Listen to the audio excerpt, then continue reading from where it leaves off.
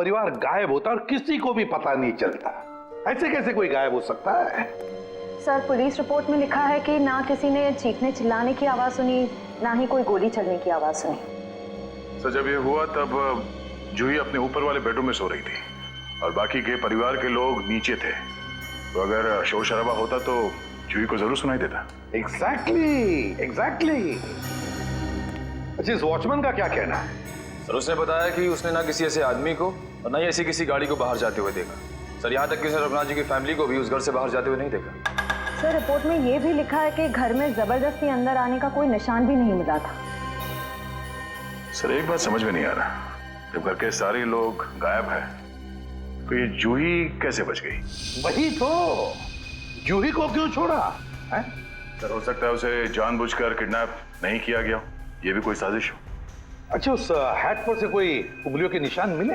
हाँ सर, उस हैट पे 5 लोगों की उंगलियों के निशान मिले हैं। 2 तो जूही और उसके हस्बैंड के हैं, बाकी के मैच नहीं हुए हैं। जूही और उसके पति की उंगलियों के निशान। हो सकता है 10 साल बाद जब अपने पिता की हैट देखी तो दोनों ने उठाई होगी। सर, अखबार की एक कटिंग में लिखा था कि रघुनाथ जी के एक भाई हैं, हिमांशु, जिनसे उनकी ज्यादा बनती नहीं थी। दोनों भाइयों में प्रॉपर्टी को लेकर कोई झगड़ा चल रहा था। और बाद में हिमांशु ने जूही से कुछ पुराने इन्वेस्टमेंट्स लौटाने के लिए कहा था। सर, इस हिमांशु के बारे में पता लगाना पड़ेगा। सर, एक और बात पता चली है। क्या? सर, जब हम इस केस की फाइल्स लेने गए तो वहां से पता चला कि ये फाइल्स इंस्पेक्टर विजय भी 2-3 दिन पहले लेकर गए थे। इंस्पेक्टर विजय? दया, इंस्पेक्टर विजय तो रिटायर हो चुका है और फिर भी उसे इस केस में दिलचस्पी क्यों? रिटायरमेंट के बाद में तो केस छोड़ देना पड़ता है। नहीं, ये नहीं हो सकता। या तो रघुनाथ जी का केस सॉल्व होगा या तो रिटायर्ड इंस्पेक्टर विजय डिसॉल्व होगा। ये मेरी भी जिद है। और रणजीत, मैं बहुत नजदीक पहुंच गया हूं। किसी भी दिन कमिश्नर के पास पहुंच सकता हूं। सर्विस के दौरान 99 केस और रिटायरमेंट के बाद ये पहला केस, यानी हो गए पूरे 100। रणजीत, मैं बाद में फोन करता हूं। मैं देख के आता हूं क्या गिरा है।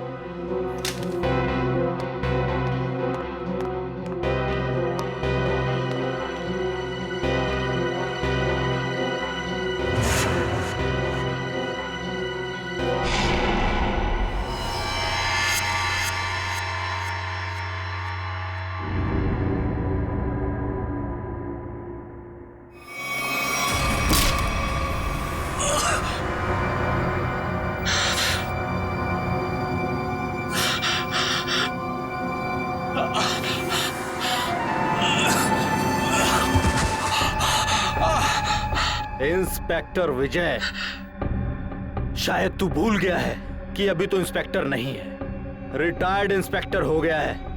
बस अब तेरी कहानी खत्म।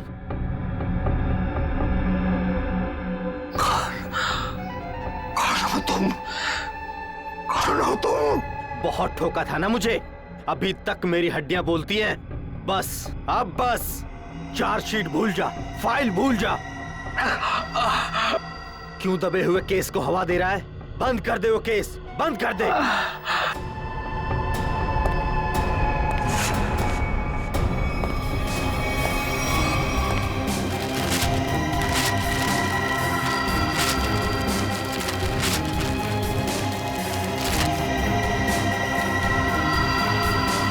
याद है? हम जानते हैं जो भी हुआ, लेकिन उनके केस के बारे में कुछ नई बातें सामने आई हैं, तो सोचा क्यों ना आपसे ही पूछ लें। नई बातें आप लोगों को पता चली है और आप पूछना मुझसे चाहते हैं? आप कुछ टेंशन में लग रहे हैं। मैं टेंशन में नहीं तो। दरअसल भाई साहब को गुजरे इतने साल हो गए और आज आप लोग आए भाई साहब के बारे में इंक्वायरी करने के लिए। चलिए, उनके बारे में नहीं तो आप ही के बारे में बात कर लेते हैं।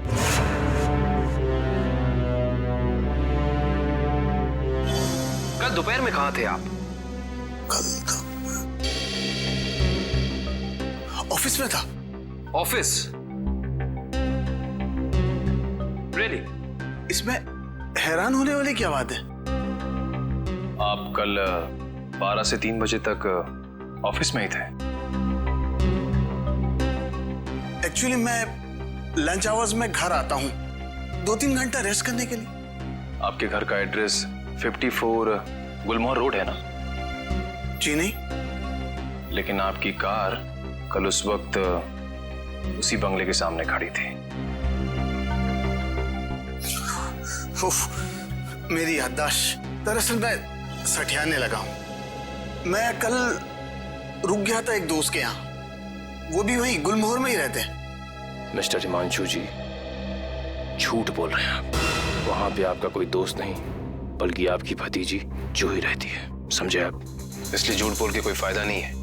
हम जानते हैं कि आप जूही से मिलने गए थे उसके घर। हाँ, मुझे उससे कुछ काम था। काम था इन्हें?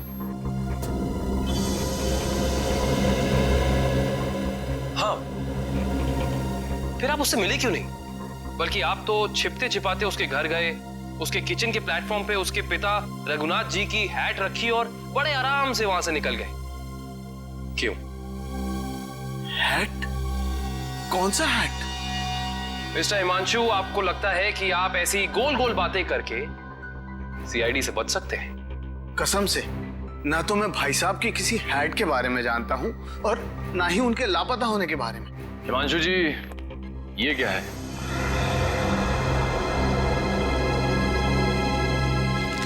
बॉन्ड्स है, मेरे ही है। यही चुराने गया था मैं वहां। बॉन्ड्स? हिमांशु जी, आप अपने ही बॉन्ड्स चुराने गए थे? मिस्टर हिमांशु, आप क्या बचपन से ही ऐसी बेफिजूल की पहेलियां बुझाते रहते हैं? पहली नहीं, सच कह रहा हूं। मैंने और भाई साहब ने मिलकर इन्वेस्ट किया था इनमें, लाखों के है। भाई साहब लापता हो गया और जूही कब्जा करके बैठ गई, दे ही नहीं रही थी। क्या करता, अपनी ही चीज चुरानी पड़ी। हिमांशु जी, चलिए मान लिया एक पल के लिए कि आप सच बोल रहे हैं, लेकिन मैं सच ही कह रहा हूं, लेकिन एक बात आप लोगों को बोलना भूल गया। जैसे ही मैं बॉन्ड्स लेकर वहां से निकल ही रहा था कि अचानक दरवाजा खुलने की आवाज आई। मैं घबरा कर छुप गया। मुझे लगा कि शायद उदय या जूही होंगे, लेकिन कोई और ही था। कौन था? मैं उसका चेहरा तो नहीं देख पाया, सिर्फ पीठ ही देख पाया। लेकिन इतना तो तय है कि वो उदय नहीं था, क्योंकि वो उदय से काफी लंबा और तगड़ा था। बाल लंबे थे, जैकेट पहन रखी थी और शायद जीन्स थी। अच्छा, और कोई खास बात याद है आपको? कोई खासियत, जैसे उसे भीड़ में देखे तो पहचान लें? हाँ, उसके शूज क्रोकोडाइल लेदर के थे। Crocodile leather?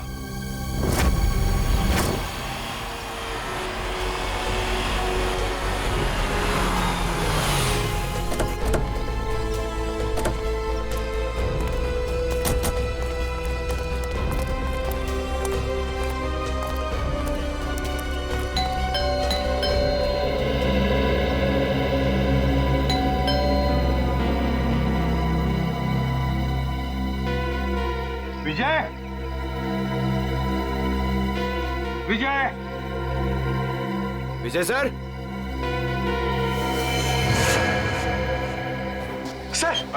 सर दरवाजे में से धुआं आ रहा है सर। माय गॉड, दुष्यंत दरवाजा खोलो। विजय, विजय, विजय, विजय, पेपर जल रहा है, जल्दी से बुझा दें। Yes sir. Vijay, Vijay sir,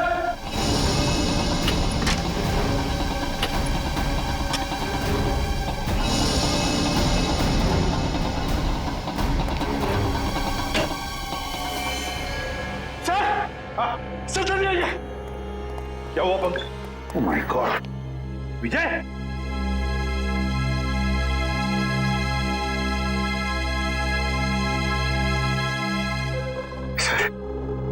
sir ये मर चुके हैं। सिर पर वार किया है, गोली भी चली है सीने में। सर, दो गोलियां लगी हैं। माय गॉड,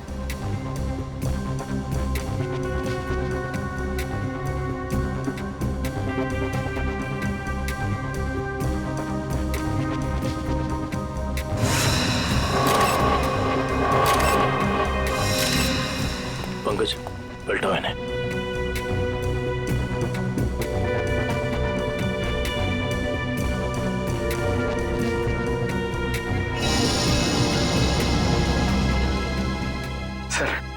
सर ये कैसे हो सकता है सर?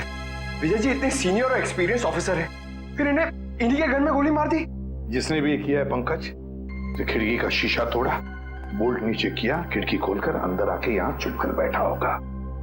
शायद आवाज सुनकर विजय इस कमरे में आया तो उसने विजय के सिर पर वार किया और फिर 2 गोलियां भी डाल दी। सर लगता है कि खूनी और विजय जी की कोई पुरानी दुश्मनी थी, इसीलिए रिटायरमेंट के बाद मौका मिलते ही इन्हें मार डाला। ये भी तो हो सकता है ना दुष्यंत कि विजय किसी मुजरिम के लिए खतरा बन गया था, शायद उसी ने किया हो। ढूंढो इस कमरे को अच्छी तरह, एक एक कोना छानो और पंकज, कुछ ना कुछ तो मिलना चाहिए, ढूंढो अच्छी तरह से।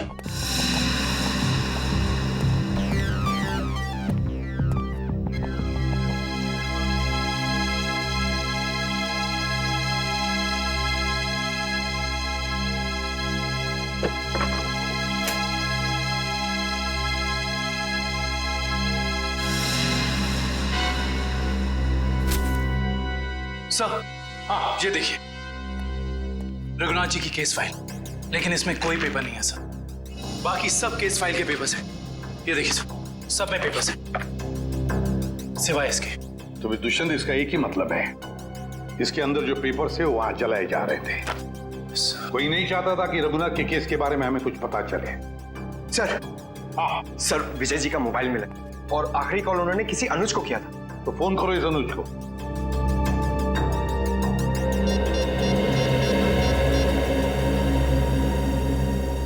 हेलो अनुज कुल्फी वाले, अरे यार मैंने 10 कार्टन मलाई कुल्फी बोली थी, क्या हुआ? अभी तक भिजवाई क्यों नहीं? क्या कुल्फी वाले नहीं हो तो फिर कौन हो तुम? मॉडल? मॉडल है? मॉडल अनुज? मॉडल और पुलिस वाले का क्या कनेक्शन हो सकता है? आज से 3 साल पहले तक जूही मेरी गर्लफ्रेंड थी और 10 साल पहले जूही का पूरा परिवार गायब हो गया था और इंस्पेक्टर विजय को यह लगता था कि शायद मैं उनके गायब होने के बारे में उन्हें कुछ इंफॉर्मेशन दे सकता हूं। तो क्या कहा तुमने इंस्पेक्टर विजय को? कुछ नहीं सर, मैंने उन्हें वही कहा जो मैं पहले से कहता आ रहा हूं कि मैं कुछ नहीं जानता। तुम्हें कुछ नहीं पता? पंकज, अरे ये किधर जा रहे हैं आप लोग? तुम्हारे घर की तलाशी ले रहे हैं।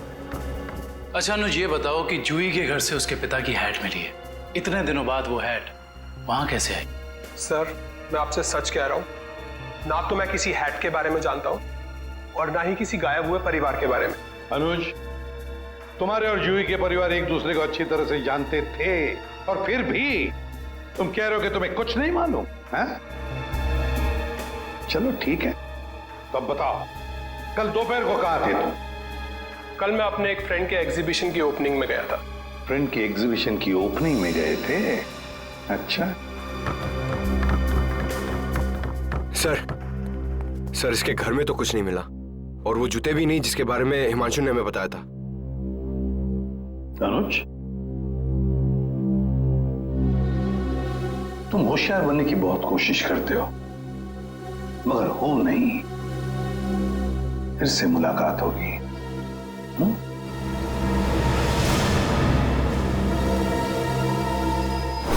तो समझ में नहीं आ रहा ये आदमी चाहता क्या है। जो एक तरफ वो जूही के घर में हैट रखता है और दूसरी तरफ विजय को मारकर केस के फाइल्स, पेपर्स और फोटोज मिटा देता है। क्यों? यार लगता है उसे पता चल गया था कि विजय जल्दी अपराधी को पकड़ने वाला है, लेकिन एक बात समझ में नहीं आ रही है कि उसने रघुनाथ की हैट जूही के घर में क्यों रखी? क्या सोच रहा है वो? कोई ना कोई चाल तो जरूर है दया, इसके पीछे कोई ना कोई चाल तो है। ये केस कुछ ज्यादा ही उलझा हुआ है सर। वैसे विजय के काम करने के तरीके को मैं अच्छी तरह से जानता हूं। वो सारे के सारे अंडे एक ही टोकरी में कभी नहीं रखता। इन्वेस्टिगेशन की अलग अलग कड़ियां वो अलग अलग जगह पर रखता था। सर विजय के सारे रिलेटिव्स से पता किया, किसी को भी मालूम नहीं है कि वो कर क्या रहा है। उसके मोबाइल से कुछ पता चला? नहीं सर, कुछ पता नहीं चला। वे देखना पड़ेगा मौत के कुछ दिन पहले विजय कहां कहां गया था, किस किस से मिला था। सर, इंस्पेक्टर विजय के घर पे हमें जो जले हुए कागज के टुकड़े मिले थे, उनमें से ये टुकड़ा आधा जला हुआ है और इस पर नवदीप गराज लिखा हुआ है। नवदीप गराज? दया, विजय ने ये नाम ऐसे नहीं लिखा है। जरूर इस गराज का इस रघुनाथ के केस से गहरा संबंध है, जरूर कोई ना कोई गहरा संबंध है। विजय सर हाल ही में एक सेकंड हैंड कार के बारे में पूछने आए थे। Second hand car? जी हाँ, एक व्हाइट कलर की सेडान कार बेची थी 10 साल पहले। विजय सर उसी के बारे में पूछने आए थे। उस गाड़ी के कोई रिकॉर्ड या पेपर्स होंगे आपके पास? जरूर सर, हम रिकॉर्ड हमेशा पक्का रखते हैं। गाड़ियों का मामला है, क्या पता कब कोई चोरी की निकल आए। शेखर, वो जरा गाड़ियों की सेल डिटेल की फाइल लेके आना। याद है ये गाड़ी किसने खरीदी थी? जी हाँ, कोई गिरीश साहब थे, उन्होंने खरीदी थी। ये लीजिए सर। ये लीजिए, ऊपर ही रखे हुए हैं। विजय सर को दिखाने के लिए ही निकाले थे।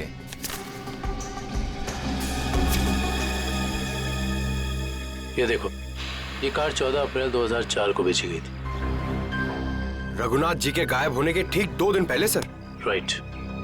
इसका मतलब है कि इस कार को रघुनाथ जी फैमिली के गायब होने के बीच कोई ना कोई ताल्लुक जरूर है।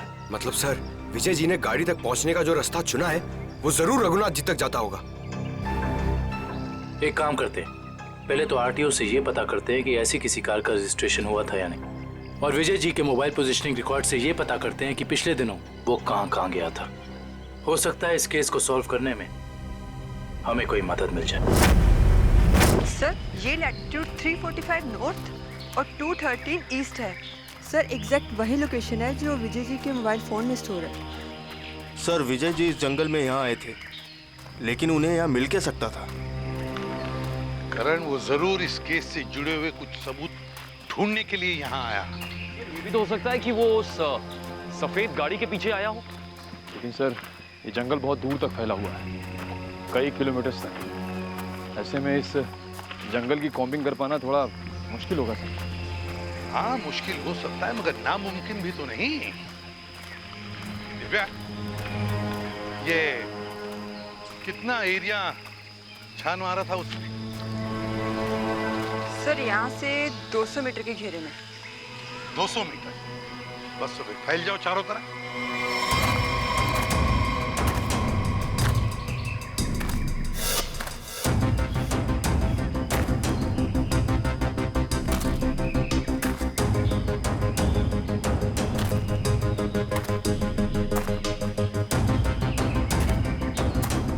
सर। हाँ हाँ निखिल। सर, हाँ, ये देखिए सर।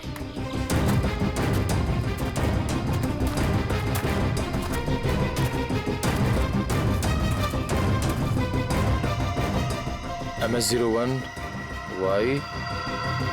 Y5371। सर, ये तो वही सफेद कार है जो उस गैरेज से बेची गई थी। देखो जरा, गाड़ी साफ करो अच्छी तरह से।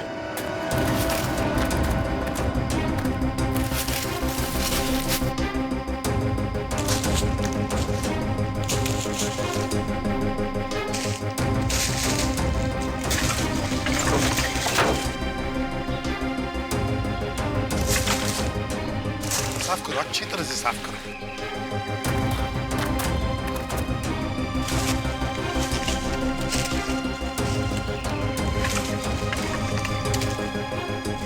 सर? हाँ सर, ये गाड़ी इतनी ऊपर खाई से नीचे गिरी कैसे होगी? एक्सीडेंट हुआ होगा। मगर सर, अगर जूही का परिवार इस गाड़ी में था तो इस गाड़ी में कुछ तो होना चाहिए, कंकाल वगैरह। पूरी गाड़ी खाली है सर। सर, 10 साल हो गए, कीड़े सब खा गए होंगे अंदर। हाँ, मगर केविन कुछ तो मिलता है ना? एक काम करो, एक गाड़ी के अंदर जितनी भी धूल मिट्टी है सब इकट्ठा करो। करण, जाकर वैक्यूम क्लीनर लेके आओ। सर, ऐसा भी तो हो सकता है कि वो लोग कभी गाड़ी में थे ही नहीं। केविन, ये भी तो हो सकता है कि गाड़ी के अंदर जितने भी परिवार वाले थे उनकी लाशों को कहीं और फेंक दिया और गाड़ी को यहाँ खाई में लाकर नीचे ढकेल दिया।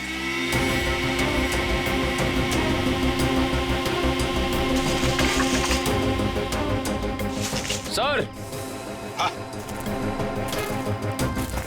ये देखिए सर, लॉकेट। सर ये तो जूही की माँ का लॉकेट है। बिल्कुल ऐसा ही लॉकेट मैंने उन्हें एक फोटो में पहने हुए देखा है। जूही की माँ का लॉकेट? जी। फिर इसका एक ही मतलब हो सकता है कि जूही के परिवार वालों को इसी गाड़ी में लाया गया और फिर उनकी लाशों को कहीं और ठिकाने लगा दिया और गाड़ी को यहाँ इस खाई में लाके ढकेल दिया ताकि कोई सबूत न रहे। ना रहेगा बांस, ना बजेगी बांसुरी। जी साळुंखे साहब, कुछ पता चला? अरे यार अभिजीत, ये बात गलत है यार। आते ही धन्य से सवाल कर देते हो। मैं यार आए हो, हाल चाल पूछो, अपने बताओ। मतलब हालचाल? अरे हालचाल पूछने वाला था सर। कैसी है तारिका जी? अरे भाई साहब, मैं अपने बारे में बात कर रहा हूँ भाई। मेरे भी तो हालचाल पूछ सकते हो ना यार। आपके? हाँ क्यों? हाँ क्यों नहीं। आपके हालचाल कैसे हैं आप? हाँ मैं अच्छा हूँ। ये हुई ना बात। अब आओ पूछो। अरे आए हो, हालचाल पूछो, हाय हेलो करो, काम तो होता ही रहता है, बताएंगे ही ना। अब बताओ क्या पूछ रहे थे तुम? ये जो धूल मिट्टी मिली थी कार में से, हाँ, इसमें से आपको कुछ मिला? हाँ अभिजीत, इस मिट्टी में से हमें एक नाखून का टुकड़ा मिला और कुछ बाल मिले। उनमें से एक बाल किसी 40 साल की महिला का है और ये नाखून का टुकड़ा किसी 10-12 साल के बच्चे का है और इन दोनों का रिकॉर्ड नहीं है हमारे पास। जरूर ये जूही की माँ और उसके भाई का होगा। और बाकी बाल के टुकड़ों का अभी भी टेस्ट चल रहा है। रिपोर्ट लेने गई है श्रेया। सर पता चला है कि रघुनाथ जी की फैमिली के गायब होने के कुछ दिन पहले ही उन्होंने अपने खास एम्प्लॉई मुकेश को नौकरी से निकाल दिया था। मुकेश? कहीं सबके पीछे इस मुकेश का हाथ तो नहीं? सर, जो बाल के टुकड़े टेस्ट के लिए गए थे उनमें से एक बाल का डीएनए मैच हो गया है। किसका? भानु नाम है उसका। अंडरवर्ल्ड का कॉन्ट्रैक्ट किलर है, सुपारी लेके मर्डर्स करता है और कई मर्डर केसेस भी चल रहे हैं उस पर। भानु?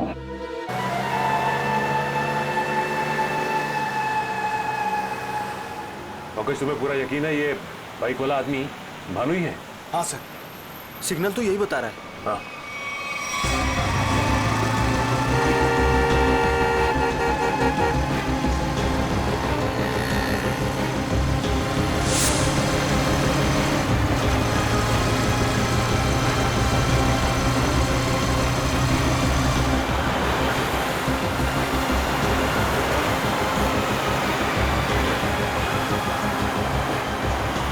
अचानक गायब कहाँ हो गया?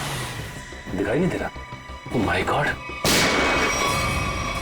सर, गोली चली यहां से।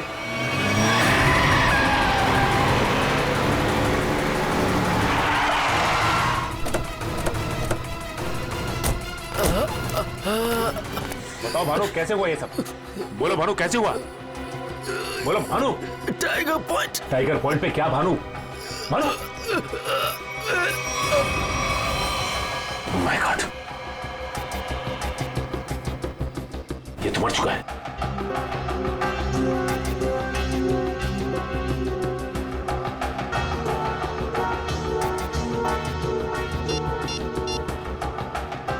सर, इसके मोबाइल में एक अनआइडेंटिफाइड नंबर से मैसेज आया था। एक मिनट।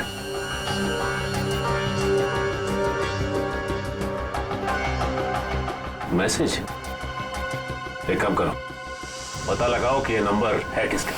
रघुनाथ जी की कंपनी में 20 साल पूरे काम किया हूं मैं। फ्लोर मैनेजर था, प्रोडक्शन, लेबर सब मैं ही संभालता था। तो तुम्हें नौकरी से क्यों निकाल दिया मुकेश? जी सच तो ये है कि दोनों पार्टनर्स में यानी कि कुमार साहब और रघुनाथ जी के रिश्तों में दरार आ गई थी। दरार? इस दरार की वजह क्या थी?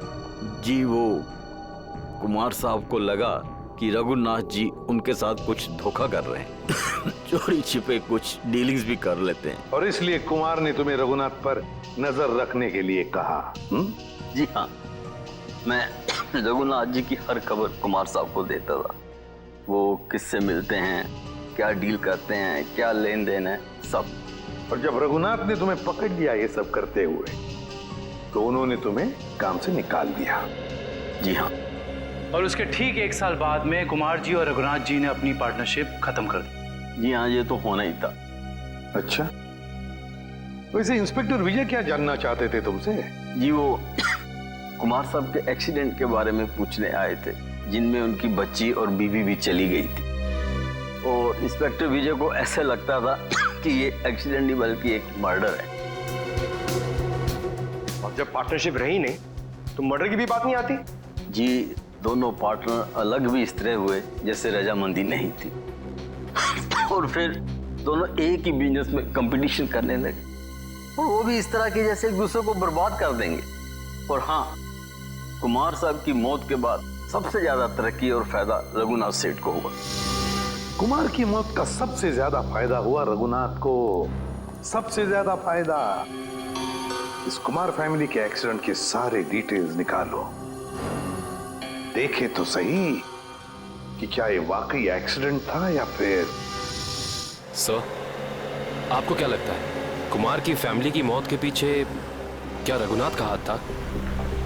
कविन, रघुनाथ तो बिजनेस में कुमार से फायदा हुआ, इसका मतलब ये नहीं कि रघुनाथ ने कुमार को मारा होगा। Okay, thank you so much.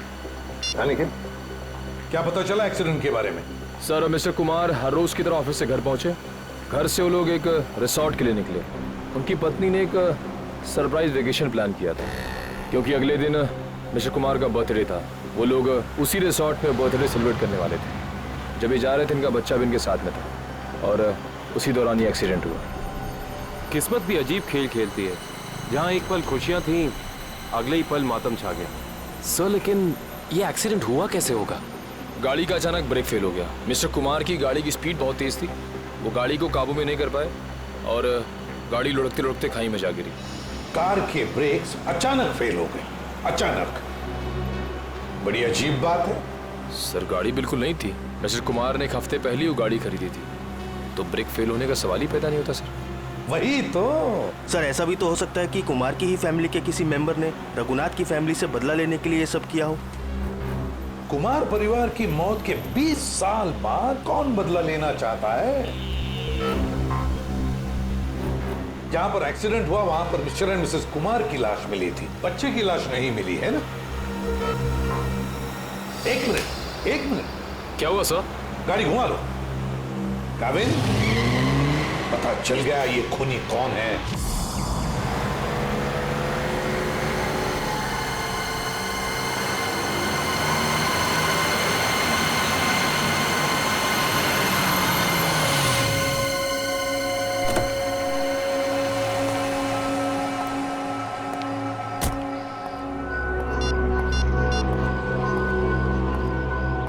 Hello, हाँ मैं पहुंच गया हूँ 42 माइलस्टोन के पास। अब क्या करना है? क्या पुल के नीचे 42 माइलस्टोन की तरफ? अच्छा ठीक है।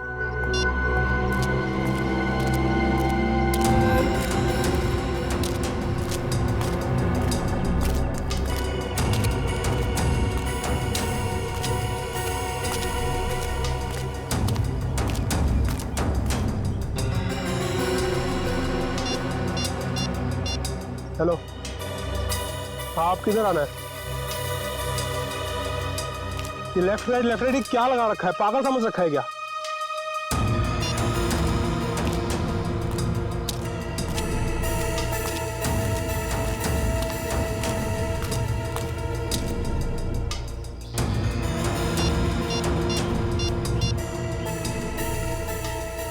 हेलो, मुझे क्या पागल समझा है क्या? कब से इधर उधर घुमा रही है? चुपचाप सामने आ जा, नहीं तो मैं वापस चला जाऊंगा।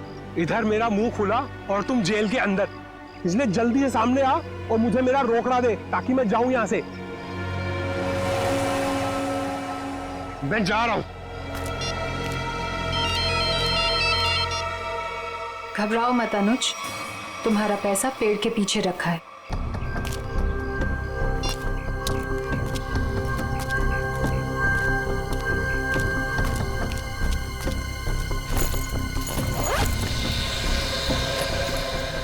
वाह रे वाह, क्या तकदीर है मेरी। तो जैसे सोने के अंडा देने वाली 2-3 और मुर्गियां मिल जाए तो लाइफ सेट। कहाँ तुम मेरी चिंता मत करो अनुज, वादे के मुताबिक ये तुम्हारी आखिरी पेमेंट है। अरे बेवकूफ, सोने का अंडा देने वाली मुर्गी को कभी छोड़ता है कोई? अनुज भूलो मत, तुमने वादा किया था। अरे एक ब्लैकमेलर की बात पे तुमने यकीन कर लिया। चलो, थैंक यू।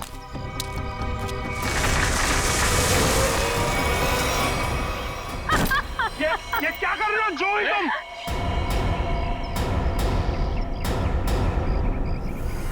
तुम क्या समझते हो अनुज?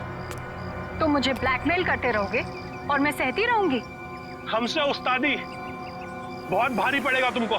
Shut up. यहाँ वही होगा जो मैं चाहूंगी।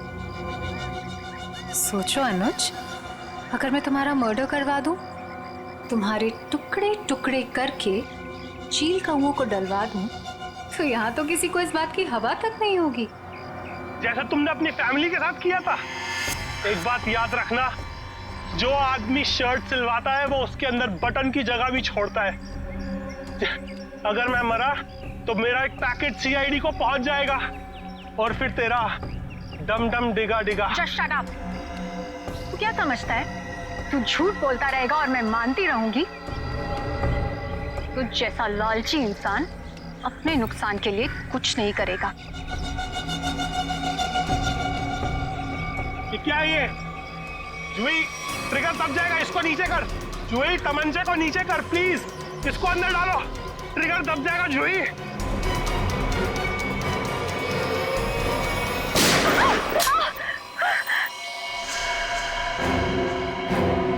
सीपी सर, आप तो आखिर आपको पता चल ही गया। खिलौना तुम्हारे हाथों में अच्छा नहीं लगता। अपने लोगों को कह दो चुपचाप हमारे हवाले हो जाए। देख क्या रहे हो? भूल दो एसीपी को।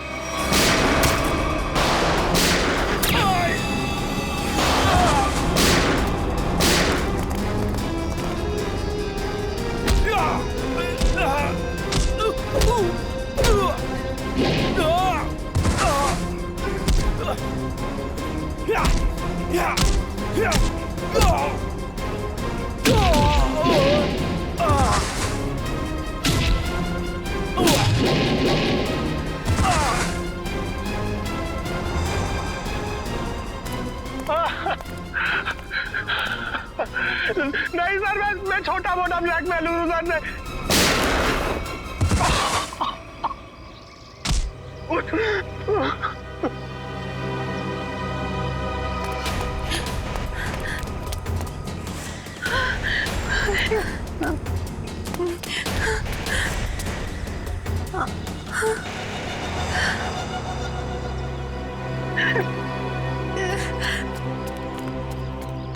देखो इस प्यारी बिटिया को जिसने अपने माता पिता का खून कर दिया। बताओ क्यों मारा तुमने अपने माता पिता को? वो मेरे माता पिता नहीं थे, उन्होंने सिर्फ मुझे गोद लिया था। मेरे असली पापा मिस्टर कुमार थे, जिनकी मौत एक कार एक्सीडेंट में हुई, और वो एक्सीडेंट रघुनाथ ने करवाया था। और अपनी माता पिता की मौत का बदला लेने के लिए तुमने रघुनाथ और उसकी बीवी को मारने का प्लान बनाया, और उसके लिए तुमने भानु को पैसे भी दिए, है ना? हाँ, और भानु ने उस काम को पूरा अंजाम दिया। उसके बाद तुमने भानु के हाथों विजय जी को मरवा दिया, और फिर भानु को भी अपने रास्ते से हटा दिया। हाँ, क्योंकि मैं अपने खिलाफ कोई सबूत नहीं छोड़ना चाहती थी। तो सारे इल्जाम अनुज पर आ जाए, है ना?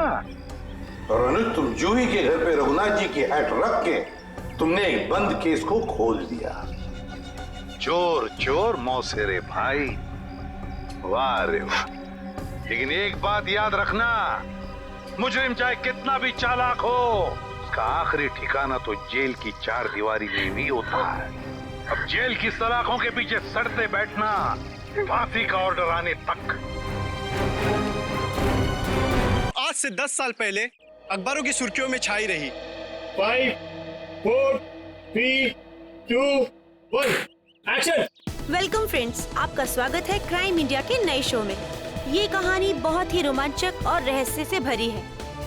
ये कहानी 10 साल पहले शुरू हुई इस बंगलो से। यहाँ रहते थे मिस्टर रघुनाथ अपने परिवार के साथ। एक खुश परिवार। फिर सारी खुशियाँ एक पल में छिन गयी। 10 साल पहले इसी दरवाजे से रघुनाथ की 21 साल की बेटी अपने घर प्रवेश करती है, जहाँ उसे अपने पिता का सामना करना पड़ता है, जो थोड़े गुस्से में थे क्योंकि जूही अपने दोस्त के बर्थडे पार्टी से लेट वापस आई। पिता की प्रताड़ सुनते ही जूही अपने पिता को समझाने की कोशिश करती है कि पार्टियों में तो अक्सर देर हो सकती है, उसमें इतना अपसेट नहीं होना चाहिए। रघुनाथ अपनी बेटी की बात सुनते ही चिल्लाने लगते हैं। जूही पिता का डर सह नहीं पाती। वो अपनी भरी आंखों से अपने कमरे की तरफ भागती है। कमरा बंद किए बिना खाए पिए जूही सो जाती है। इसका हम नाट्य रूपांतरण करते हैं।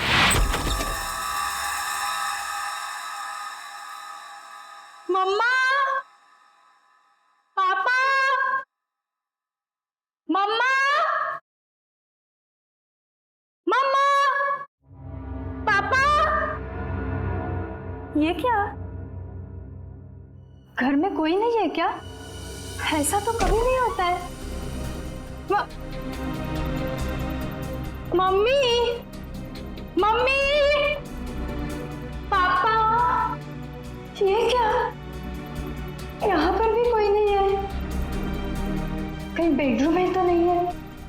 मम्मी, पापा, मम्मी, पापा, ये क्या? कहाँ गए सबके सब? मम्मी, मम्मी, आप यहाँ पर हो? मैं कितनी परेशान हो गई थी पता है? मम्मी, मम्मी,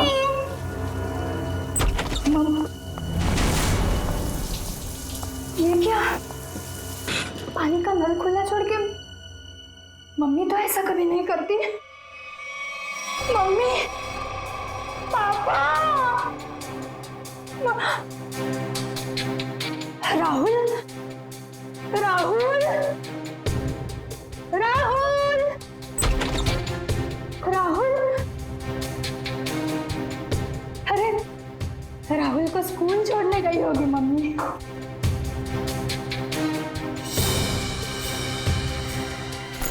राहुल का स्कूल बैग, मम्मी राहुल को स्कूल करने गई।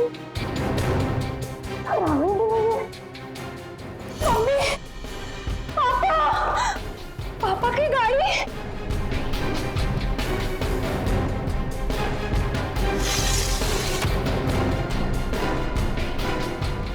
पापा की गाड़ी तो यही है।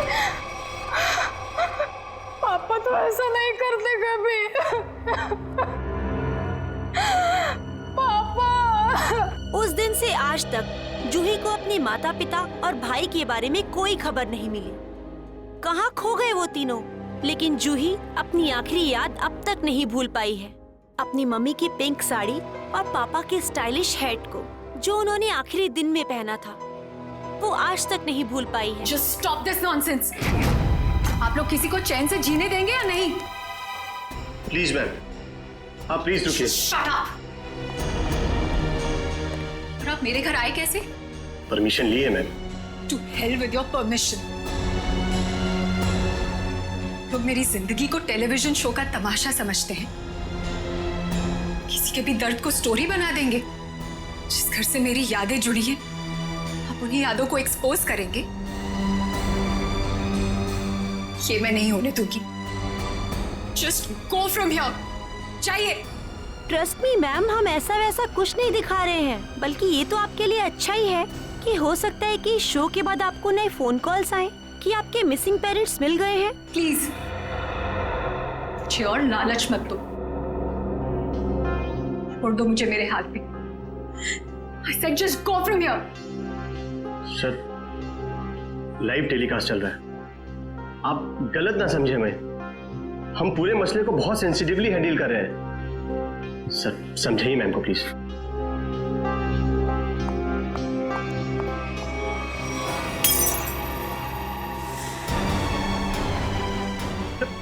समझाइए इन्हें कि क्या करिए। तुम लोग जाते हो यहाँ से या मैं अपनी जान लूं?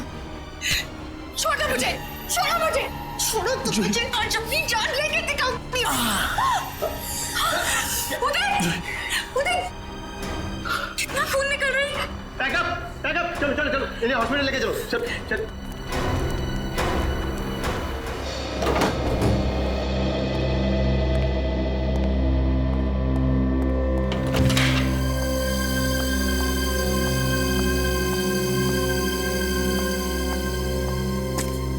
तुम बैठो, मैं तुम्हारे लिए हल्दी वाला दूध लाती हूँ, थोड़ा आराम मिलेगा।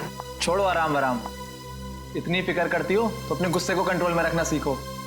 मरने मारने पर उतर आई उस वक्त। तो फिर क्या करती? वो लोग मेरे घर वालों की इज्जत के साथ खिलवाड़ कर रहे थे, मेरे जख्म को रेत रहे थे। मेरे इमोशंस को कभी समझते ही नहीं हो। ऐसा नहीं है, नहीं समझता मैं तुम्हारे इमोशंस। जूही, मैंने ही कहा था, बहुत हिम्मत वाली लड़की हो। जिस तरह से तुमने इस दुख को समेटा और जिंदगी को फिर राह पर ले आई, कोई और होता कब का टूट जाता। तुम जैसा हमसफर बहुत नसीब से मिलता है। और तुम जैसा हस्बैंड भी हर लड़की को नहीं मिलता। इसी बात पर दूध नहीं, ग्रीन टी हो जाए। ठीक है, बैठो, मैं अभी लाती हूँ।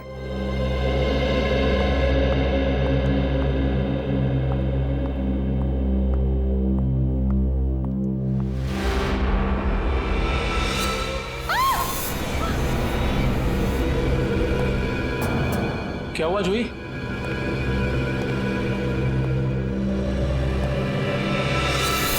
उनका फेवरेट हैट था, मैंने बचपन से उन्हें यही हैट पहनते देखा था। देखिए जूही जी, प्लीज बुरा मत मानिएगा, लेकिन इससे ये प्रूव नहीं होता कि ये हैट आपके पापा का है। कोई खास दूसरी पहचान कुछ भी। उदय, इन्हें पापा के वो सारे फोटोज दिखाओ जिनमें उन्होंने यही हैट पहना था।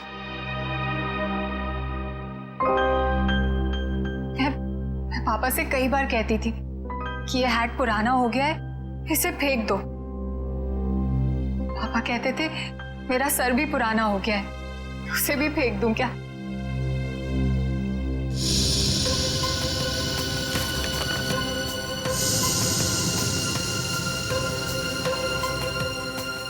जोश जी, इसे देख के तो ये जाहिर नहीं होता कि ये हैट यही वाला है। हाँ, ये जरूर पता लगता है कि ये हैट भी इस जैसा ही है। आपको क्या लगता है मैं आपसे झूठ बोल रही हूँ? एक काम कर, जरा घर के खिड़की दरवाजे चेक कर। जी सर। जोश जी, आप जो कह रही हैं वो तो हम मान लेते हैं, लेकिन ये हैट यहाँ पे आया कैसे? अपने आप तो नहीं आया। जी सर, किसी ने तो इसे यहाँ रखा ही है। आपको किसी पे शक? नहीं सर, पीछे के सारे दरवाजे और खिड़कियां अंदर से बंद है सर। इसका मतलब जो भी अंदर आया उसके पास मेन डोर की चाबी थी। जूही जी, आपने अपने घर की चाबी किसी और को भी दी है क्या? नहीं तो।